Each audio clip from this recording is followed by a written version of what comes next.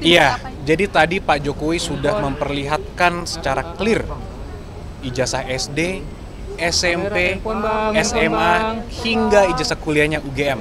Semua sudah diperlihatkan kepada para penyelidik.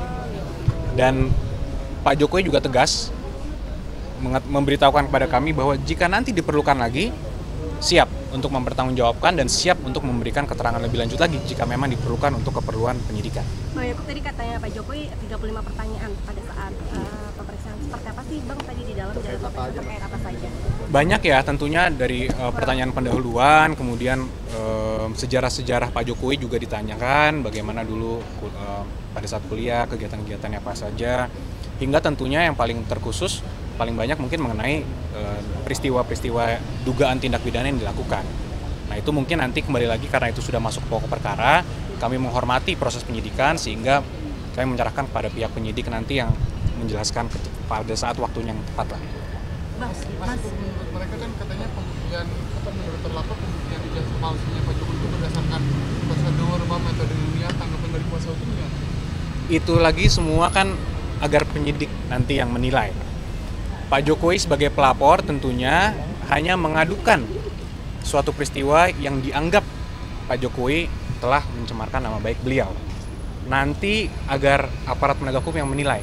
Kalaupun ini nanti sampai ke persidangan, biar majelis hakim yang menilai. Agar semuanya clear. Karena kalau hal ini tidak akan selesai tentunya kalau kita hanya bilang versi saya begini, versi mereka begini, yang mereka analisa juga begini. Nah itu kan juga jadi debat kusir. Kalau kita sudah serahkan ini kepada hukum, kepada jalur yang sudah benar, kami harap juga dan Pak Jokowi juga harap ini semua menjadi terang benderang, semuanya clear. Kalau dari sidang perdata itu kan ada permintaan juga supaya Pak Jokowi hadir. Nah itu akan segera kembali ke Solo untuk ikut perdata itu atau tetap di Jakarta dulu? Mungkin nanti itu bisa dijelaskan lebih lanjut oleh tim yang menangani di Solo.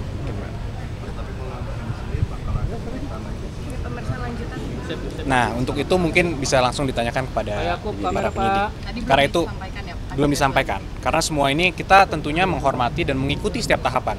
Apapun nanti ketika dibutuhkan kapan, harus mungkin Pak Jokowi memberikan keterangan tambahan, ya beliau menyatakan siap. Karena itu merupakan konsekuensi hukum dan konsekuensi logis juga kan dari tindakan ini. Jadi kembali lagi saya sampaikan bahwa Pak Jokowi hadir hari ini bukanlah tindakan yang mudah. Melewati pertimbangan yang cukup matang, namun ini diperlukan untuk memperbaiki nama baik rakyat Indonesia. Coba saya tanya, Mas mau nggak kalau dibilang dilihat oleh rakyat masyarakat dunia bahwa punya presiden 10 tahun ijazahnya palsu? Kan tentu tidak. Saya aja nggak rela, apalagi Mas, gitu kan? Ya inilah yang harus kita rubah paradigmanya, sehingga daripada kita memiliki versi kita, mereka mempunyai versi mereka, biar nanti pengadilan lah dan aparat penegak hukum lah yang menentukan. Ada tambahan mungkin?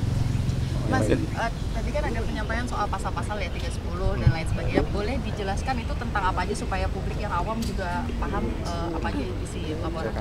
Oke, mungkin ditambahkan pasal 311 itu adalah tindak pidana fitnah dan atau pencemaran nama baik. Sedangkan di pasal 35, 32 dan 27A itu sama juga pencemaran nama baik, tapi yang dilakukan dengan rekayasa teknologi, baik mengurang, menambah, melakukan rekayasa terhadap teknologi, dan itu kita jadikan junto. Bang, pala bang. Utamanya begitu, tapi bagaimana ini dilakukan di Undang-Undang ITE ada pengaturannya di pasal 32 dan 35, di mana kalau dia dilakukan itu dengan cara merekayasa teknologi, maka ada pemberatan. Berarti ini laporan diterima di Direktorat Siber ya? Di Krimum, di tangan Krimum. Pencemaran nama baik bukan melalui media elektronik berarti ya? Melalui media elektronik, termasuk di antaranya. Tapi nanti ini semua biar didalami, kami juga tetap menghormati asas praduga tidak bersalah. Biarlah nanti ini didalami secara digital, apakah memang pelakunya yang tadi nama-namanya disebut dalam inisial, atau juga ada pelaku-pelaku lainnya. Karena dalam tindak pidana ITE ini ada yang menyiarkan, menyebarkan, itu juga harus bertanggung jawab. Jadi biarkan dulu ini dikembangkan oleh penyidik, agar penyidikan ini berjalan dengan objektif, dan dengan ini juga kami mohon dukungan rekan-rekan media. Kita hargai Pak Jokowi hari ini sebagai warga negara ingin menggunakan hak hukumnya sebagaimana warga negara lainnya untuk mengembalikan kehormatan dan martabat beliau, dan biarlah penyidik bekerja secara objektif dan transparan. Kita ikuti. Kenapa laporan ke Barreskrim yang tingkat lebih tinggi kan Pak Jokowi langsung? Memang kita dari awal sudah mempelajari mayoritas saksi ya dan mayoritas alamat dari objek-objek ini berada di Jakarta. Jadi tempat di mana mayoritas saksi itulah yang sebaiknya menangani agar pemeriksaan bisa dilakukan secara cepat, sederhana. Berarti ini terlapornya ada 5 orang ya tadi? Dalam lidik, tapi dari 24 objek itu memang ada 5 yang kita duga paling tidak ikut terlibat dalam tindak pidana yang kami laporkan. Oke, cukup. Ya. Pak, sebelumnya kan ada juga laporan yang dilakukan Pradi. Apakah itu koordinasi dengan kuasa hukum Pak Jokowi? Oh tidak, kita tidak ada hubungannya dengan yang dilakukan oleh pihak-pihak di luar. Kami hanya menggunakan upaya hukum hari ini di Polda Metro. Bapak boleh izin memperlihatkan LP-nya Pak, polisi yang diterima?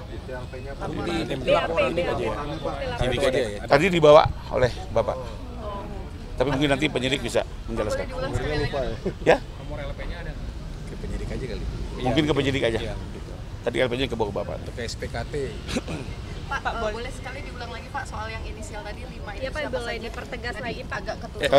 Ada RS, ES, RS lagi, ada T, ada K. Ada mantan menteri berarti Pak? Mari kita ikuti proses hukumnya. Ya. Tentunya kan nanti kalau alat buktinya cukup akan dipanggil oleh Polda, akan ditentukan statusnya dari situ mungkin. Jadi biarlah kita bersabar, hormati proses hukum berjalan objektif, berimbang, dan kita sama-sama mengawal ini secara transparan. Cukup ya? Cukup ya. Terima kasih. Makasih loh semuanya. Makasih Pak. Jadi mantan menteri. Maaf ya. Kayak aku foto dong tadi nggak masuk.